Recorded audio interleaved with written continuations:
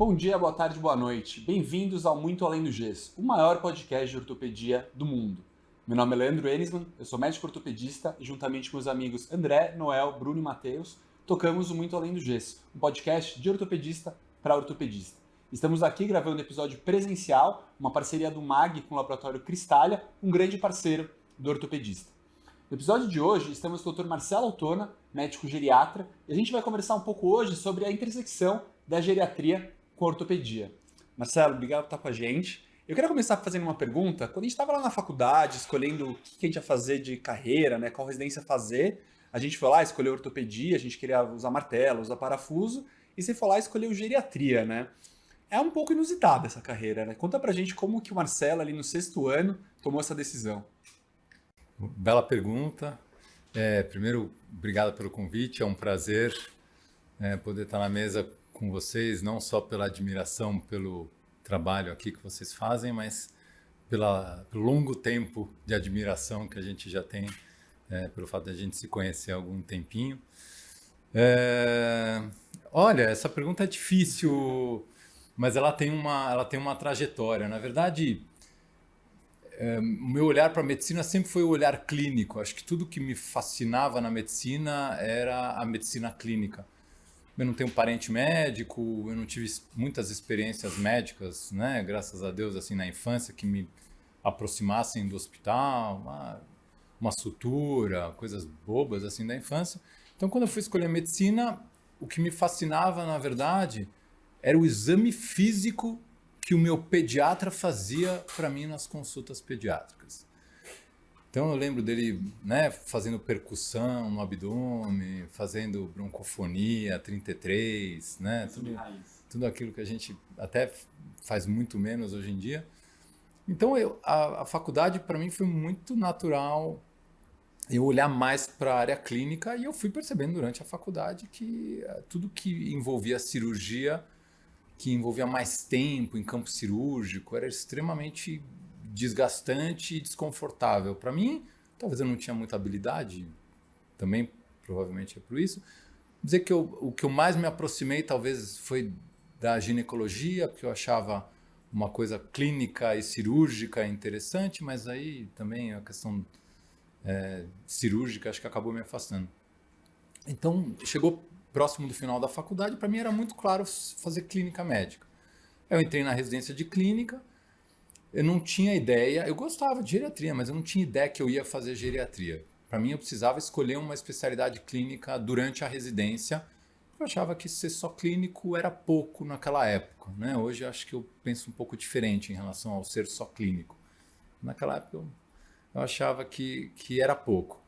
E aí, durante a residência, a gente passa na geriatria, a gente passa na cardiologia, a gente passa em várias especialidades, e eu percebia que nenhuma delas me completava como clínico. Acho que eu já tinha uma questão generalista na essência, que me levou mais para um lado assim da geriatria. E aí eu tive duas experiências com os meus avós na residência de clínica, uma no primeiro ano e uma no segundo ano. Eu perdi um avô em cada ano da residência de clínica. Mas eu perdi, assim, avós longevos, que viveram, assim, na sua plenitude, morreram com 95 anos, mas eu já tinha mais habilidade para questionar, criticar um pouco o que os colegas faziam, condutas e tal. Então, acho que isso me deu um olhar, assim, putz, é uma ótima oportunidade de eu continuar sendo clínico, não precisa me especializar, mas não precisar perder essa essência generalista.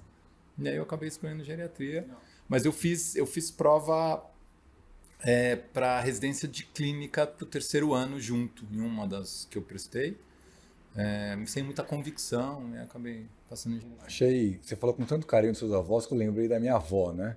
Quando eu penso na avó, é a vovó, né? E a gente atende hoje em dia no consultório do ortopedista um novo vovô, né? Uma nova vovó, né? Que são pacientes extremamente desafiadores para a gente. É aquele idoso de 60, 70, 80 anos que está super ativo, que pratica atividade física aí até com uma regularidade maior que o médico, né? Muito maior, diga-se de passagem. E é um paciente desafiador para a gente. Como é que você tem tido contato com esses pacientes Mudou o padrão do paciente que você atende? Você gosta mais do vovô mais clássico, dessas pessoas que estão cada vez mais ativas? Como é que você vê essa mudança? Vocês estão bem treinados, hein? Porque as perguntas são muito boas.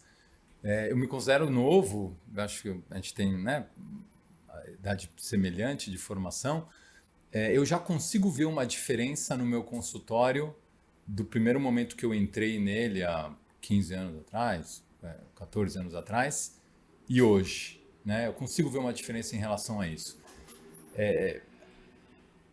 O envelhecimento é muito heterogêneo. Então, dizer que a gente não continua vendo idosos com um perfil, né, dos nossos avós, aqueles perfis ainda que não entende a atividade física como algo importante, porque, sei lá, emigraram, conquistaram, venceram, né? Enfim, tinha uma questão mais importante do que a saúde, né, na essência deles.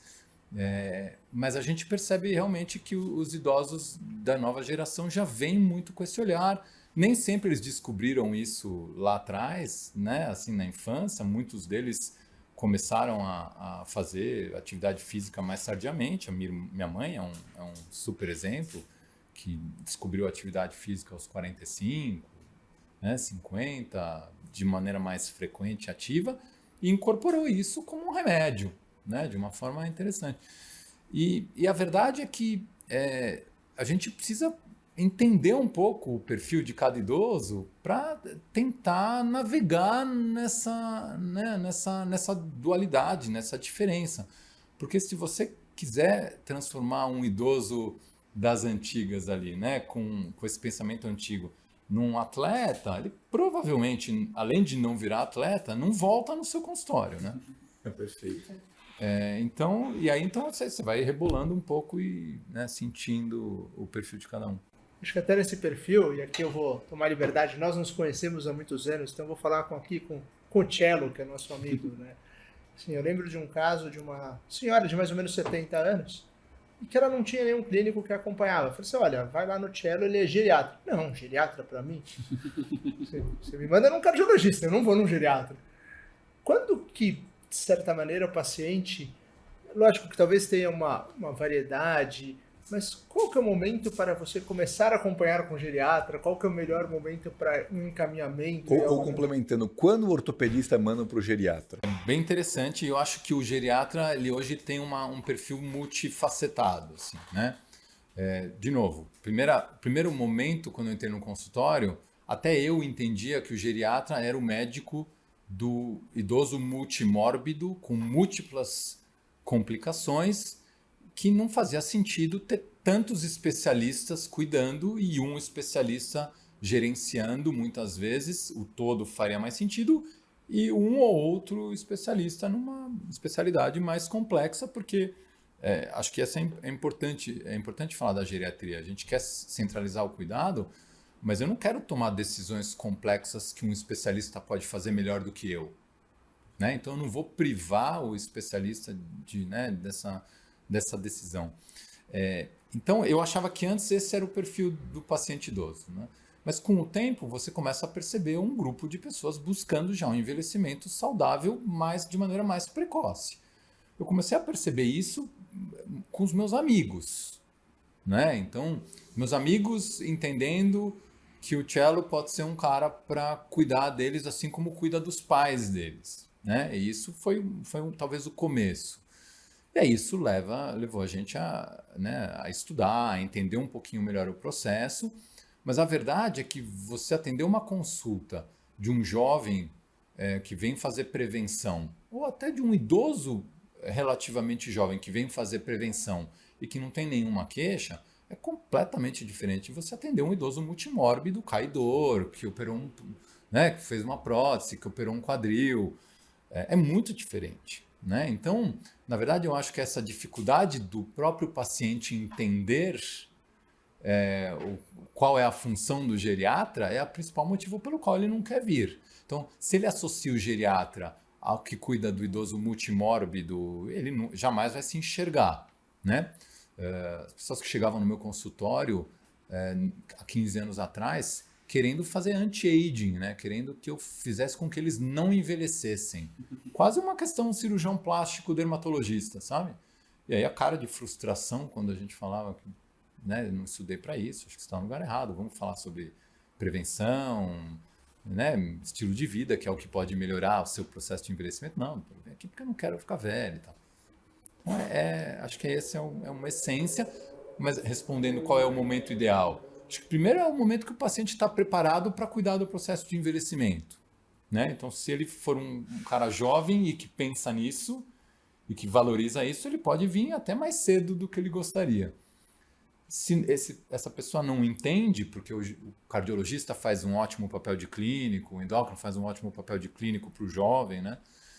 Se ele não entender isso, com certeza quando ele está com múltiplas comorbidades, você vê que cada médico que ele passa dá um remédio diferente e ele não sabe, ele chega na tua consulta e ele dá 4 receitas para você, né? Porque nem ele sabe direito o que ele toma.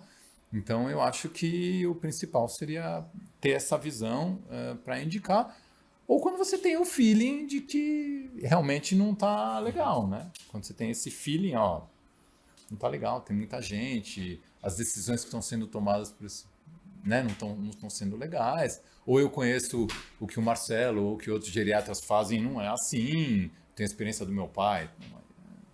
Acho que essa talvez seja um olhar aí. Bem legal. Eu vou fazer o meu disclaimer aqui que o Marcelo já é meu clínico, então eu comecei cedo, então estamos aí, tô bem feliz com os meus pais, da família inteira, né, Tchelo?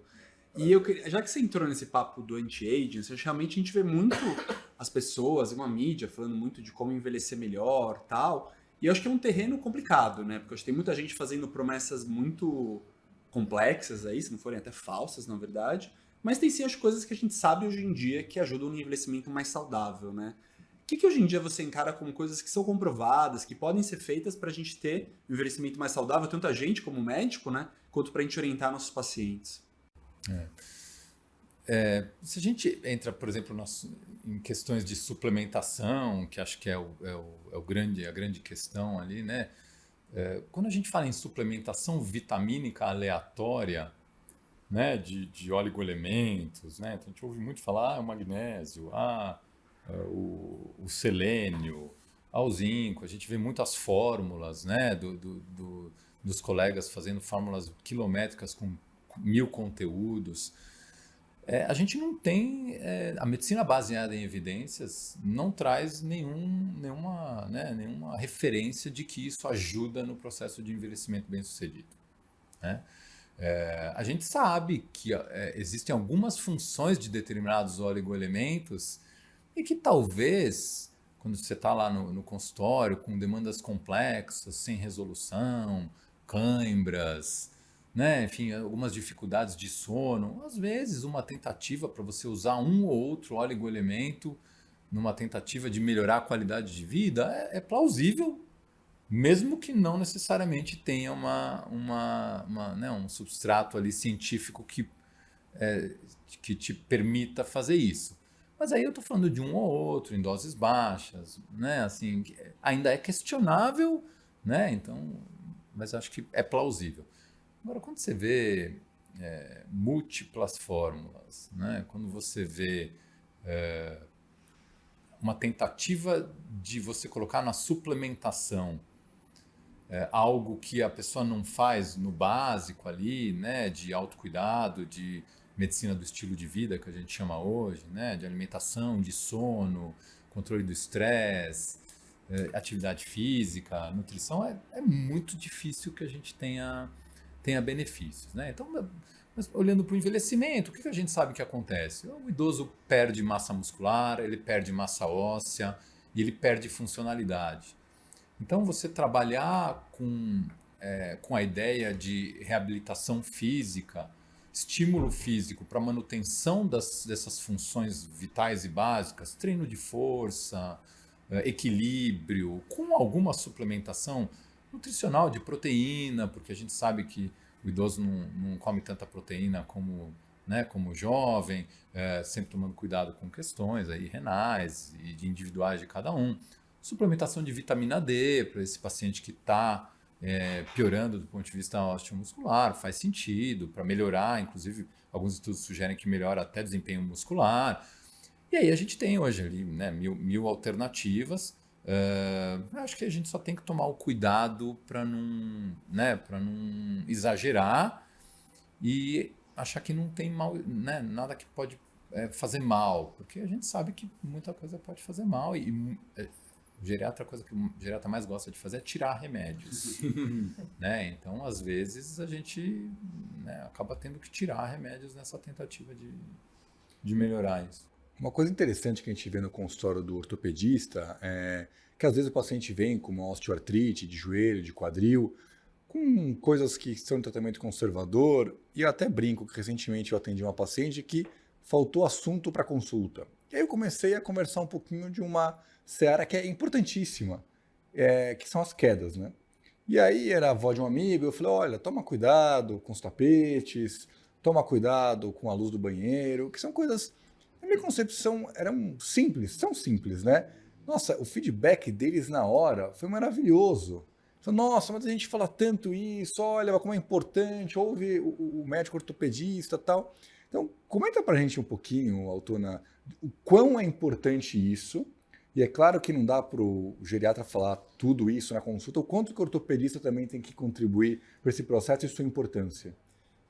Tem uma coisa muito legal dessa questão de quedas, né? Porque você não tem como prever quando ela vai acontecer, né? Então, todo evento que é completamente não prevenível, o que você faz, né? Você tenta, ao máximo, minimizar os riscos, né? Você tem garantia que as pessoas não vão padecer de doenças cardiovasculares? Não tem. Então, o que você faz? Você tenta controlar o máximo possível os fatores de risco para que isso não aconteça. Queda é a mesma coisa. Então, por que o idoso cai? O idoso cai porque ele perde massa muscular, porque ele muda a conformidade do corpo, ele muda o centro da gravidade, aí ele anda mais, né, arrastando mais os pés. E aí, numa cidade como São Paulo, né, num apartamento que muitas vezes é o mesmo desde que ele era jovem, que tem lá o tapete persa que a mulher dele não quer mexer, que tem ali o cachorrinho, o poodle que fica girando a perna dele, que tem o azulejo que é muito escorregadinho no banheiro. E aí, então, assim, se a gente pudesse mostrar para o idoso, né, que assim como é importante reabilitação física, é importante a gente tentar ao máximo evitar as quedas através de tudo isso, mudanças ambientais, né, que possam ajudar. Então aí vai desde do corrimão, no banheiro, na casa, até você tirar mesas baixas, até você tirar tapetes, né, ou seja, lembrar que o idoso tem um problema de visão e às vezes a questão a distância, essa sensação de profundidade é diferente, então isso faz muitas vezes que ele não enxergue o degrau e caia, então degraus às vezes da mesma cor, sabe assim? Então ele não percebe o degrau e aí tropeça e cai. Então isso são informações que o fisioterapeuta, gerontólogo faz no dia a dia, que é plenamente plausível de você fazer, né? Então ambientais, alterações ambientais, as alterações intrínsecas correspondem a cada uma das doenças, né, que correspondem que podem gerar queda. Então, tem doença de Parkinson. Bom, tem que tratar a doença de Parkinson para tentar melhorar a mobilidade. Fraturou um quadril e colocou uma prótese. Bom, precisa a fisioterapia, a reabilitação. E acho que tem uma coisa muito legal do fisioterapeuta de entender que às vezes o fisioterapeuta para o idoso não é tão temporário quanto a gente imagina, né, na reabilitação. Às vezes o fisioterapeuta tem um papel mais perene ali, e é justamente isso, para treinar força e tudo. Tchelo, eu também, numa experiência, eu gosto de lutar jiu-jitsu, eu fui num campeonato, tinha bastante gente acima de 60 anos lutando, legal. Que era muito legal. Ao mesmo tempo, em alguns nichos, em algumas partes, cria-se uma cultura, que é difícil saber de onde veio, mas que realmente acontece. As pessoas falam que elas não estão tomando remédio, elas estão fazendo reposições hormonais e uma série de suplementos desses tipo, men's health, coisas desse tipo. O que tem de evidência de fato que pode ser tomado ou que não deve ser tomado. Acho que talvez seja uma boa oportunidade para a gente esclarecer o que é interessante ou não. Toda a reposição hormonal à base de testosterona que se dê numa pessoa que ultrapasse os níveis fisiológicos de testosterona, ou que não necessariamente sejam acompanhados de um sintoma, porque às vezes você vê uma testosterona com um nível mais próximo ao inferior, mas ele não tem nenhuma queixa específica de hipogonadismo do sintoma, tudo é questionável, né? Então, para o idoso que tem 60 anos, que tem um nível de testosterona no limite inferior e ele quer melhorar um pouco o desempenho físico porque ele está lutando jiu-jitsu, se ele fizer uma reposição de testosterona monitorizada, que não ultrapasse níveis fisiológicos,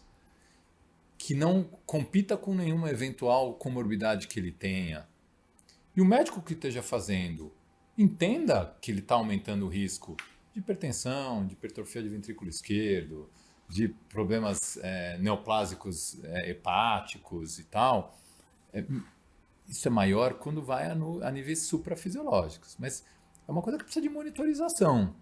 E a gente sabe que nem sempre a gente consegue dar essa monitorização. Então, é difícil dizer o que pode ser feito, até que ponto pode ser realizado. E acho que tem muito uma escolha franca de você sentar com o seu paciente, conversar e falar dos riscos e dos benefícios, né? O que não dá é para você colocar a culpa na baixa da testosterona, onde ela não é o culpado, onde o culpado é o sono, a qualidade de vida ruim, o estresse, a alimentação. E aí você finge que a testosterona é a solução dos problemas, coloca isso para doses suprafisiológicas e é muito comum no consultório, especialmente jovens, né, fazendo isso, é super comum. Porque é isso, os jovens, de repente ele começa a usar testosterona, ele percebe que ele melhora o desempenho dele no jiu-jitsu, no beach tênis, no tênis. E o cara não ganhava nada quando ele tinha 20 anos, agora ele está com 45 ganhando de todo mundo. Aí olha no espelho, ele está ganhando massa muscular, coisa que ele nunca fez. Assim, se não tem um médico para falar para ele, olha, você está correndo riscos, provavelmente ele vai achar que ele está fazendo a coisa certa, né? E o problema é muitas vezes o colega da classe que não está contribuindo ali no processo. Se a pessoa quiser continuar fazendo isso, que faça, mas saiba que correndo risco, não fica com a impressão de que está tudo bem. Eu usaria que você repor testosterona em quem não precisa para atingir resultados esportivos, desde que você não passe níveis fisiológicos, o teu risco é menor, mas ainda assim você está colocando algo além do que você deveria. Mas eu acho que isso é uma pergunta importante, porque criou-se uma cultura de algo inofensivo e que não é. Sim. Talvez trazer essa informação e de pessoas que estão super saudáveis fazendo isso e como se isso não fosse nada. Eu acho que essa informação. Agora, isso não tem nada a ver com a testosterona que a gente usa na pessoa frágil, com hipogonadismo, que está com sintomas de andropausa, que não tem mais energia para as coisas. Você vai realmente ter uma testosterona baixa.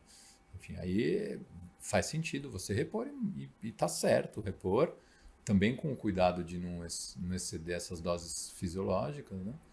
Mas aí é uma reposição justa, né? Assim, necessária.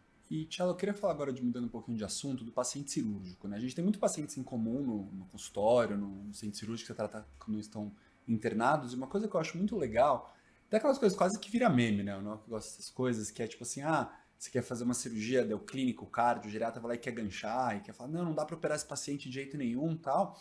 E você, nos pacientes que a gente sempre tratou juntos, você tem uma visão assim, se tem que operar, vamos fazer o melhor para esse paciente, né?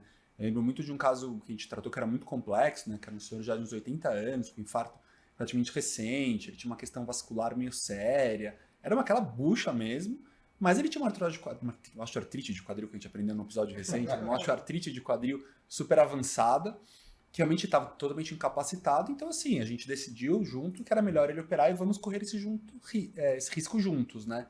Como você vê isso na tua classe como clínico, seja geriatras e clínicos em geral, esse approach, entendeu? Porque eu vejo que isso é uma coisa muito que pode ser feita quando a gente está com alguém que a gente conhece, é parceiro, né? Como você vê esse desafio do paciente cirúrgico complexo? Eu acho que é histórico, né? vou mandar para o clínico para ele falar se o paciente pode operar, né?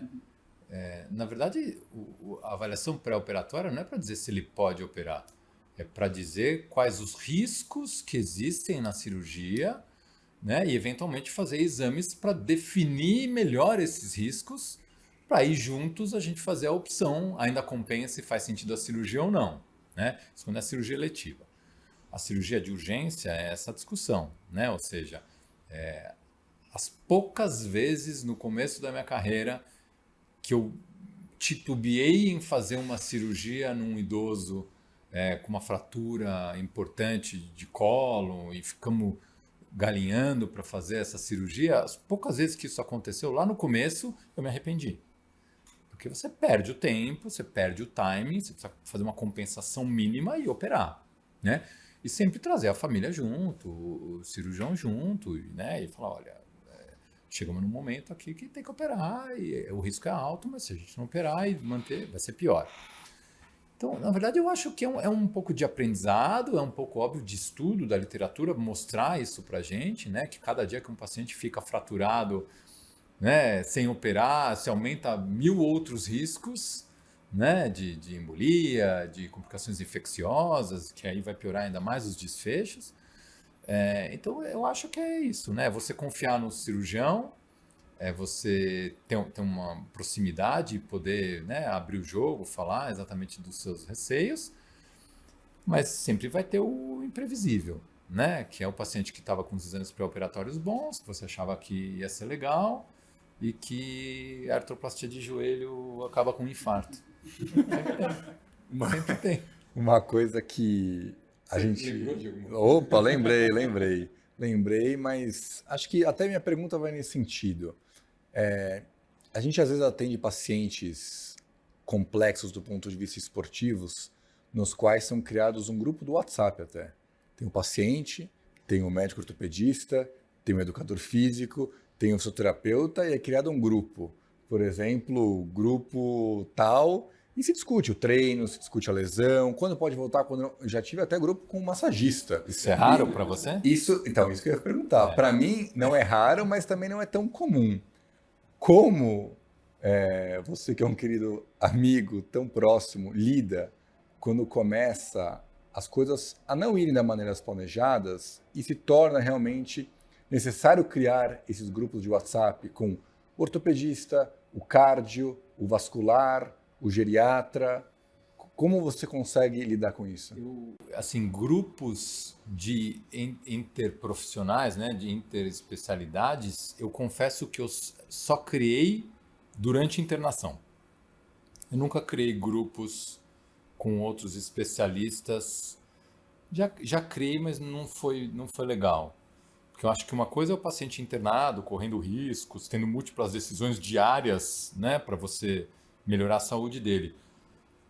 Outra coisa é você, cada vez que ele passar em consulta, você tem que dar um reporte para outros colegas. Isso você não precisa de um grupo necessariamente para fazer. Porque além disso tem os grupos só com os familiares, tem os grupos, né, que a gente já tem. Te colocam muito em grupos? Familiares tem bastante? Não, tem até uma tática, né? Você sabe a tática? Não, conta aí. Porque os pacientes colocam o grupo geriatra. Começa com geriatra. Aí um dia eu fui olhar grupos, tinha 37 grupos geriatras. Aí eu fui avisando um por um. Pessoal, eu sei, eu sou geriatra, mas tem 37 aqui. Podemos colocar o nome do paciente, do pai de vocês, como nome do grupo? Para eu saber, né, de qual é o paciente. Porque tem bastante. É um trabalho diário de você impor limite, de você conseguir organizar, mas é isso, né? Faz parte. Cello, assim, nessa coisa do grupo e do multiprofissional, né? Assim, você falou muito bem do fisioterapeuta, que talvez não seja tão rápido, mas levando para o nosso dia a dia, né? Uma coisa que a gente percebe muito, a gente tem um paciente que sofre uma fratura, sofre uma lesão aguda, e a partir daquele momento onde acabam os cuidados hospitalares, onde ele vai para casa, a gente percebe muito a mudança que ocorre na família, no lar, no cuidador, naquele filho que se aproxima, naquele filho que se afasta. Como que, assim, eu tenho muita dificuldade como ortopedista não é gerenciar, mas até participar disso. Como que isso funciona na sua visão? Como que você prefere que, assim, no Brasil a gente vê muito que a família contrata cuidadores ou a família cuida. Outros países a gente percebe que tem instituições mais aptas a receber os pacientes. Como é que é a sua rotina com relação a isso? Primeiro, acho que tem que ter um respeito muito grande com as escolhas. Porque sempre que isso acontece, o dever do geriatra é esclarecer para a família a realidade de agora em diante. Então, essa é uma consulta que é uma orientação que deve acontecer antes da alta, durante o processo de internação ou durante a internação, ou durante uma consulta médica, onde você está vendo essa evolução clínica, porque às vezes não precisa acabar a internação para você perceber que isso está acontecendo. Por exemplo, em casos de demência, né, de incapacidades funcionais, você não precisa muitas vezes da internação para perceber que isso vai acontecer ou está em vias de acontecer. Então você tem que dar a oportunidade para a família de fazer escolhas, você tem que falar quais são essas escolhas, quais são as possibilidades, e você tem que respeitar, porque no final das contas tem pessoas abonadas que não querem gastar com isso, tem pessoas que não têm condições financeiras e querem gastar rios de dinheiro para oferecer o melhor. E assim, não é função do médico julgar as opções familiares, entendeu? Porque se a gente entra nesse meio de campo aí do julgamento, a gente está fazendo algo completamente equivocado, né? Eu ousaria dizer que a gente faz faculdade de psicologia da vida, né? Como geriatra, porque você aprende, talvez até outros colegas não concordem, né, com o que eu vou dizer, mas você aprende a entender as escolhas, né? Até o momento que isso ultrapassa o seu limite de... Olha, se um ato de um familiar está trazendo um malefício para o paciente e você já deixou claro que isso está acontecendo, isso está te agredindo, né? Aí é uma discussão de se você é um médico para continuar a ser médico dessa família, né? Então, que essa talvez seja uma das coisas mais difíceis na medicina, né? Você falar para um paciente, né, ou abertamente, que você sugere que ele busque outro colega especialmente se você tem vínculo, né? Se você acompanha há muito tempo.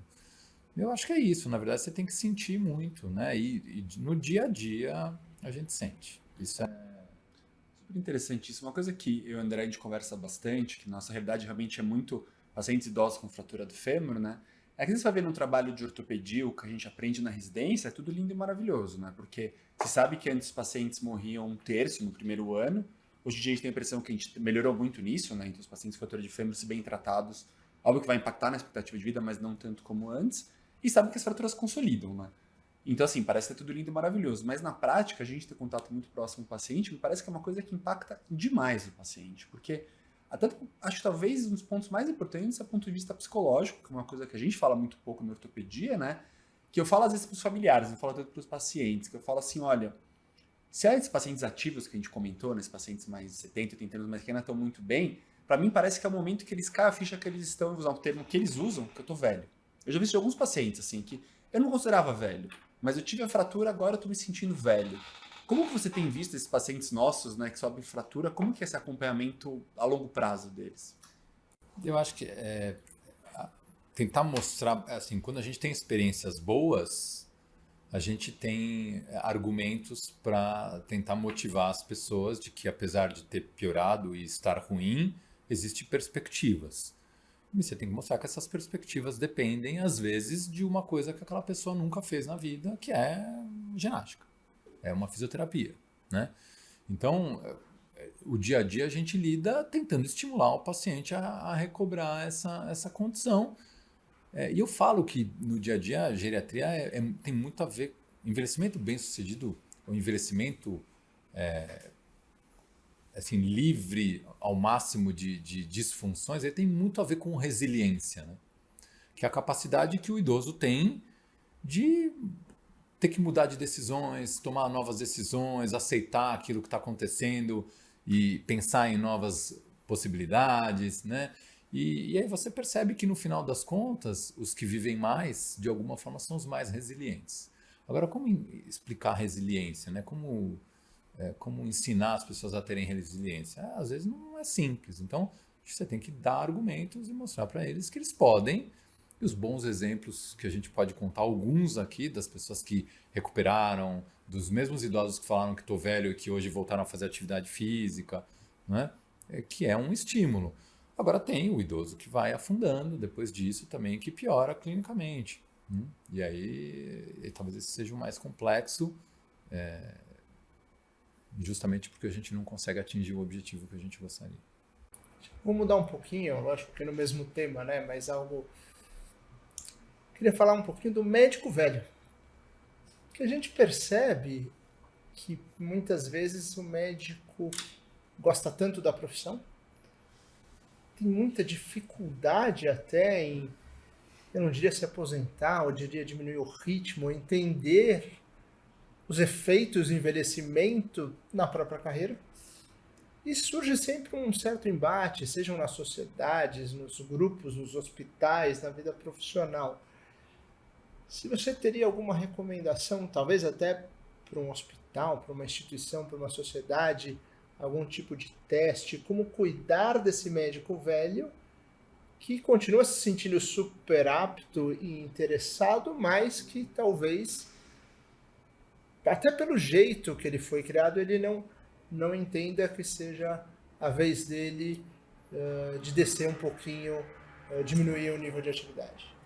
Acho que essa é a maior vantagem que eu me considero ter como geriatra, assim, né? Não vantagem de eu achar que eu vou chegar nessa fase e vai ser mais fácil para mim do que vai ser para quem não é geriatra, mas porque eu penso isso todo dia.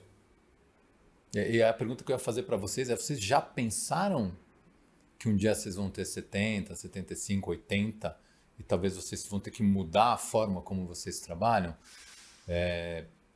Eu acho que é isso, na verdade. Acho que ver os idosos envelhecendo e explicando que eles precisam ter resiliência, que eles precisam fazer escolhas e que às vezes essas escolhas elas não são compatíveis com aquilo que você quer, acaba me ensinando, e eu espero poder, né, lá na frente fazer escolhas que façam sentido.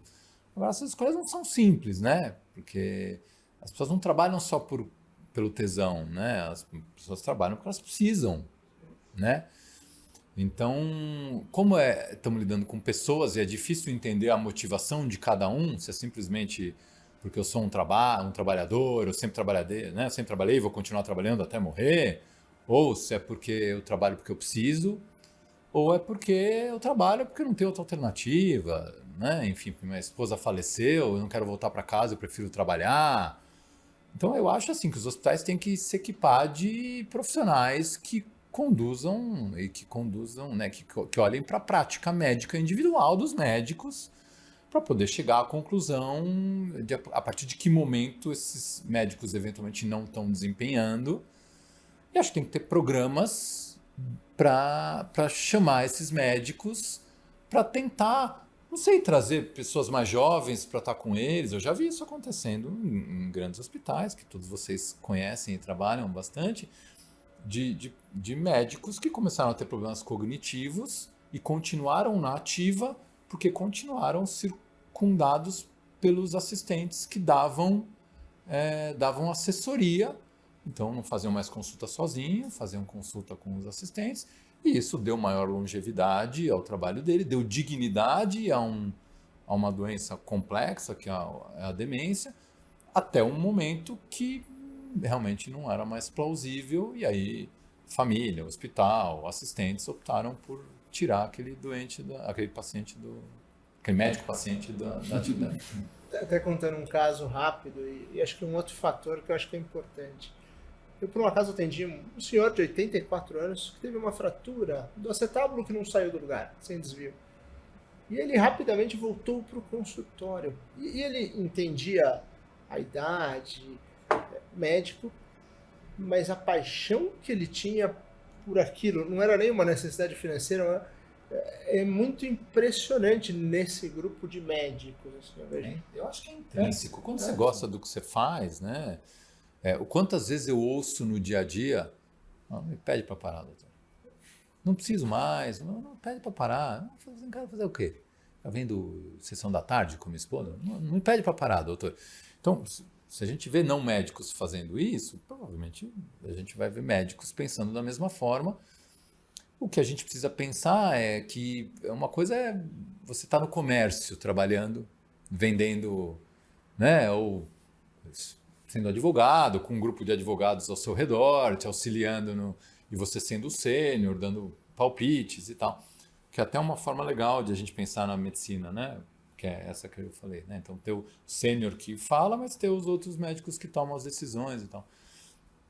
Outra coisa é realmente né, as pessoas não terem condições de exercerem a prática profissional deles e estar eventualmente provocando mal para as outras pessoas, né? Então, a dificuldade talvez é quando isso acontece, a gente precisa no dia a dia isso acontece com outras profissões, né? Tem uma psicóloga, um paciente psicóloga que está atendendo os seus clientes e o marido fala, eu não vejo nenhum prejuízo, os clientes eu tenho 8, 10 clientes que fazem teleconsulta como psicoterapeuta e está indo super bem. Aí eu falo, mas você já ouviu alguma das consultas? Ele, já, não, veja bem, doutor, ela é psicoterapeuta. Ela escuta muito mais do que fala.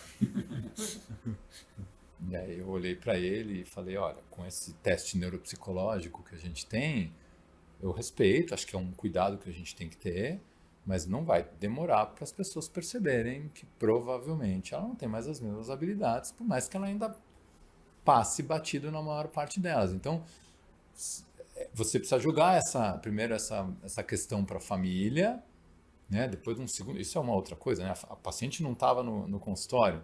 Quantas vezes você faz uma consulta no seu dia a dia sem o paciente no consultório? Eu faço 1, 2 por dia, só com os acompanhantes. Porque, primeiro, porque muitos deles não querem que o familiar participe. Segundo, porque às vezes a primeira consulta, a primeira manifestação né, que você vai falar de uma doença complexa, como demência, como câncer, às vezes você primeiro quer compartilhar com a família para entender como aquele paciente responderia, e aí você fala de como você faria, né? Mas você precisa às vezes discutir e não dá para fazer tudo por telefone. Então, acho que essas são formas que você tem para tentar melhorar isso. Mas eu sou no consultório, então o hospital precisa ter uma infraestrutura para isso, né? Deveria, idealmente. Agora a gente vai para um quadro aqui do MAG, chama MAG Responde. A gente recebeu de vocês, nossos ouvintes, algumas perguntas para o Marcelo, e a gente vai passar para ele alguma delas agora. Então a primeira aqui, Marcelo Cello, é das mais fáceis. Quais abordagens o ortopedista deve adotar para identificar e tratar precocemente as condições ortopédicas mais comuns em pacientes idosos, visando melhorar sua autonomia? Fácil, hein? Tranquilo. Tem 2 horas para a gente conversar a respeito? Eu acho, na verdade, eu não acho que o ortopedista deveria olhar diferente para o idoso como ele olha para o paciente jovem em termos de limitação de tratamento. Acho que isso é importante, né? Então, às vezes, infelizmente, o etarismo faz com que você receba um paciente já com preconceito de que as suas intervenções não vão ser capazes nem eficazes. Acho que isso talvez é o primeiro erro, porque a gente se surpreende com boas surpresas de pacientes que você entende que não seriam aptos a fazer determinados tratamentos, porque não conseguiriam e que desempenham super bem. Então, tirar o preconceito é a primeira coisa. Segundo se ele tiver um médico generalista, um geriatra que se propõe a trocar, é você incluir o geriatra, talvez, né, e o generalista nesse papo, porque na minha humilde opinião vai ajudar o trabalho de vocês, né? Porque a gente tá acostumado, a gente tem um perfil de achar que isso é parte do nosso trabalho. Talvez o ortopedista não tenha né, tem um perfil mais resolutivo, não é uma crítica, né? São mais objetivos. Elogio, então. Sim, sem dúvida. Então, às vezes ter alguém para contar, eu acho que vai ajudar.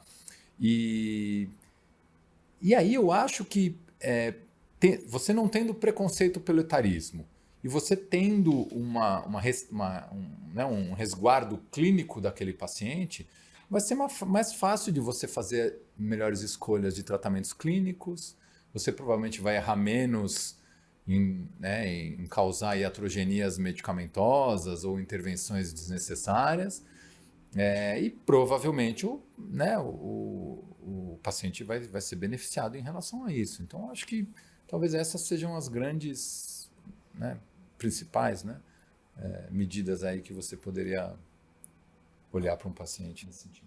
Autora, e a segunda pergunta do Mag Responde fala sobre a gestão da família, né? A gestão dos problemas ortopédicos nos idosos. Então, eu vou fazer uma comparação. Quando a gente atende pacientes que, por exemplo, vêm sozinho na consulta para uma cirurgia, por exemplo, que eu atendo, de reconstrução de ligamento cruzado, que é uma cirurgia que precisa de uma fisioterapia, que precisa disso, eu sempre tendo trazer a família para perto, né? Assim como um paciente que tem um problema mais crônico, de uma artroplastia, e trazer a família para perto, que é uma coisa que vai necessitar de cuidado. Como é que você lida quando o idoso, o paciente, não quer a família por perto? Essa pergunta é fácil. O Mag responde. O Mag não sabe responder, então a gente traz o autor para... O Thiago responde. Doutor Mag. Eu acho que você tem que respeitar a autonomia, é super importante, até você ter uma percepção de que aquela pessoa não está apto para ter aquela autonomia. Perfeito. Tem um ponto que é complexo. Se eu que vejo déficit cognitivo e demência todo dia na minha vida, algumas vezes já fui ludibriado achando que o paciente estava bem e, na verdade, já tinha alguma coisa inicial que não permitia, talvez, essa independência para uma decisão, eu ousaria dizer que vai ser comum isso acontecer com ortopedistas também, sem nenhuma crítica. Então, se você fizer um esforço para compreender isso, então, sacar ali, durante a consulta, se existe algum lapso, alguma coisa que te chama atenção, mas e falar isso para o paciente: olha, eu estou vendo que você está aqui sozinho, tomando as decisões, acho bárbaro que você esteja aqui sozinho, autônomo na sua idade, eu quero um dia estar na sua posição, mas eu como ortopedista, na hora que eu for te operar, eu vou te sedar, você vai ficar num pós-operatório numa UTI, então eu precisava compartilhar depois um pouco com seus familiares, o que vai ser feito. Você se incomoda? Acho que existem formas de você abordar, e aí você muda o script, em vez de você falar para ele que você não confia nele e que ele não é autônomo o suficiente para tomar essa decisão, você reforça a autonomia dele. Bota como em você. Que é super legal. Isso é a psicologia da vida, assim, que é o que eu brinquei que a gente faz. É importante isso, mesmo que você não tenha a convicção de que aquele paciente é autônomo, porque é a melhor forma de você ganhar ele, e te ajudar, Maravilha, Cello. Muitos ensinamentos hoje. Muito obrigado por estar aqui com a gente. Infelizmente está acabando, como você falou, daria para ficar aqui 2 horas ou 3 horas. Mas antes de encerrar, queria abrir para você a última vez o microfone. Você fazer alguma consideração final, alguma mensagem que você quiser, para os ortopedistas que estão vindo. Para os ortopedistas, tomem cuidado com o anti-inflamatório. Acho que é uma boa, não, mas brincadeiras à parte, eu acho que primeiro eu queria parabenizar vocês pela iniciativa, aí com o apoio da Cristália, porque falar sobre o tema geriatria e ortopedia é uma coisa que a gente no dia a dia vê muito, mas nem sempre se fala muito a respeito.